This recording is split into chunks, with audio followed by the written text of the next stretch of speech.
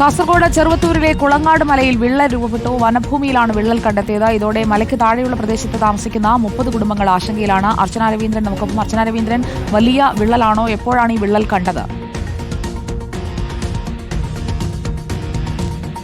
സുജിയ, ഇന്നലെ രാത്രിയോടുകൂടി പെയ്ത മഴയിലാണ് ഇത്തരത്തിലൊരു വലിയൊരു വിള്ളൽ ആ ഭാഗത്ത് കണ്ടെടുത്തത്. ഏകദേശം 100 മീറ്റർ ആണ് ഏകദേശം ആ വിള്ളൽ ഉണ്ടായത്. വനഭൂമിയിലാണ് വിള്ളൽ അനുഭവപ്പെട്ടത്. കാസർഗോഡ് ചെറുവത്തൂർ കുളനാട് മലനാട് വിള്ളൽ ഉണ്ടായത്. നെല്ലിക്കൽ അംബേദ്കർ ഉന്നതിയിലെ 30 കുടുംബങ്ങളാണ് ഇപ്പോൾ വേറെ താമസിപ്പിച്ചൊരു സാഹചര്യം തന്നെയാണെങ്കിലും ആ ഭാഗത്ത് ജില്ലാ കളക്ടർ നിർദ്ദേശം നൽകിയിട്ടുണ്ട്. ആ ഭാഗത്ത് തഹസിൽദാർ അടക്കമുള്ള ആളുകളെ ആ ഒരു ഭാഗം സന്ദർശിച്ച് ആ ഭാഗത്ത് നടപടിയെടുക്കാൻ നിർദ്ദേശം നൽകിയിട്ടുണ്ട്. എന്തായാലും വലിയ രീതിയിലൊരു വിള്ളലാണ് ആ ഭാഗത്ത് അനുഭവപ്പെട്ടതും. സുജിയ, വനഭൂമിയിലാണ് വിള്ളൽ കണ്ടെത്തിയത്. ചെറുവത്തൂരിലെ കുളങ്ങാട് മലയിലാണ് ഇപ്പോൾ നമ്മൾ കാണുന്ന വിള്ളൽ. 30 കുടുംബങ്ങൾ ആശങ്കയിലാണ്.